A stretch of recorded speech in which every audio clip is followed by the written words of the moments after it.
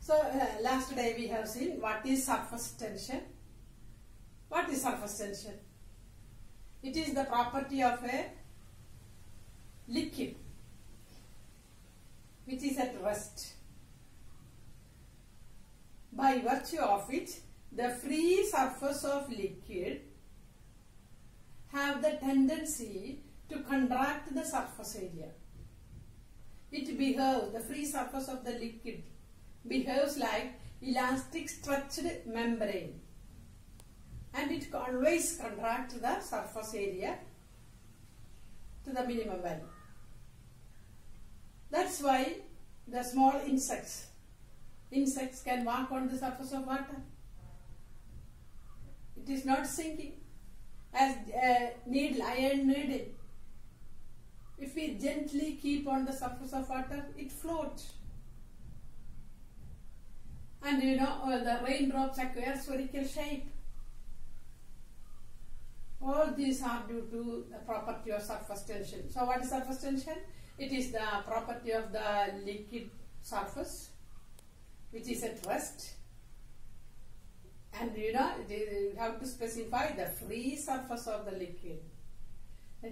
Surface tension is the property of the liquid at rest, by virtue of which the free surface of the liquid always have a tendency to contract the surface area, and it behaves like an elastic stretched membrane. And we have studied its theory, that means explanation of surface tension on the basis of molecular theory. The molecules on the surface of the liquid have maximum potential energy, and a system in equilibrium will always have minimum potential energy, and so that number of molecules on its surface must be minimum. And in an attempt to minimize the potential energy, the number of molecules on the free surface of the liquid makes minimum. So here we have to study what is surface energy. So the liquid surface energy means that in order to take a molecule, or in order to take a molecule from the inner surface of the liquid to the top surface, we have to do work, because surface tension is pulling it downwards. In order to contract the surface area, it is surface tension is acting downwards, pulling it downwards. So in order to take a molecule from the inner part of the liquid to the surface, we have to do work, and that work done will be stored as the energy, surface energy. So now today we are going to calculate the surface energy of liquid. So for that you have to consider a metallic frame A, B, C, D, metallic frame. And this wire, you can see this is made of metal. So this is also another metallic wire PQ, but that can be moved in or out. So ABCD is a rectangular metallic frame, and PQ is a wire that can be moved in or out. That is movable. Other one is fixed. ABCD is fixed, but PQ can be moved in or out. And here we are going to calculate surface energy. So we have to find out the work done to increase the area. So suppose we are exerting a force on this wire PQ outwards, to pulling it outwards, and how much work we do to increase the area, that is what we are going to calculate. So here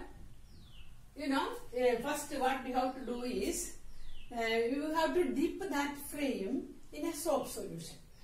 Dip that frame in a soap solution.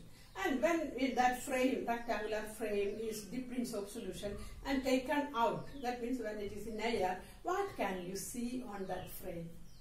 You might have experienced that. For example, a bangle, when it is dipped in soap water and taken out, on that you can see a film, soap film. Just like that, this rectangular frame, when it is dipped in soap solution and taken out, you can see a soap film on it. And you know, for the soap film formed, how many free surfaces are there?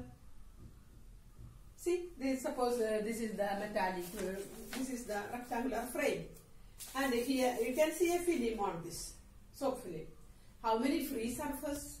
That means, free surface means the surface which is in contact with air. So this surface is contact with air. This surface also contact with air. So there are two free surface of the liquid for this soap film. Two free surface. Okay. But when you take water in a beaker, how many free surface? Only one free surface. Air which is in contact with air, topmost part only is in contact with air. In between, inside the liquid, it is not in contact with air. So, for that only one free surface. But when you take a soap bubble or soap film, it is having two free surfaces on either side. You can see the two free surfaces. So, here a soap film is formed, and you know, so due to the surface tension, due to that property, it always to contract the surface area. So it is pulling it here, this wire is pulled inwards, this wire is pulled inwards, and this wire is pulled in like that. It is pulling it inwards. Surface tension, that property of the liquid, always tries to minimize the surface area of the liquid film. So that force is acting there, pulling it inward to contract the surface area. That surface tension is acting there. So in order to stretch it, in order to increase the area of that film, we have to do an external work. Suppose we are exerting a force towards right to increase the area. PQ is moved through a distance x. Suppose this is the distance x.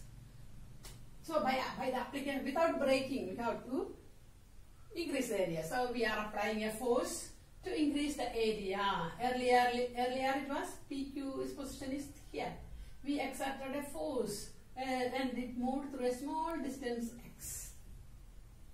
So the increase in area will be L into x. Actually, one side if you take, it will be L into x.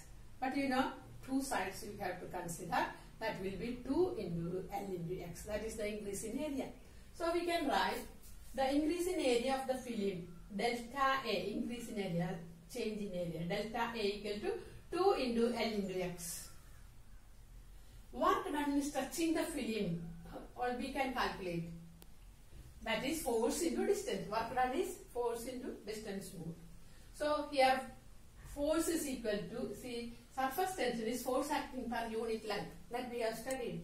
Surface tension measurement. Force acting per unit length of this line. So here two free surface, that's why we are taking F by 2L.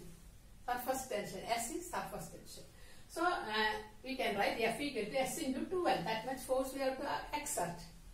So S into 2L into distance moved x. That is the work done. So we can write S into 2L into x. What is 2L into x? 2L into x is equal to delta A, increase in area. So S into delta A we got. When where del 2L into x equal to delta A is the increase in area of the film on both sides.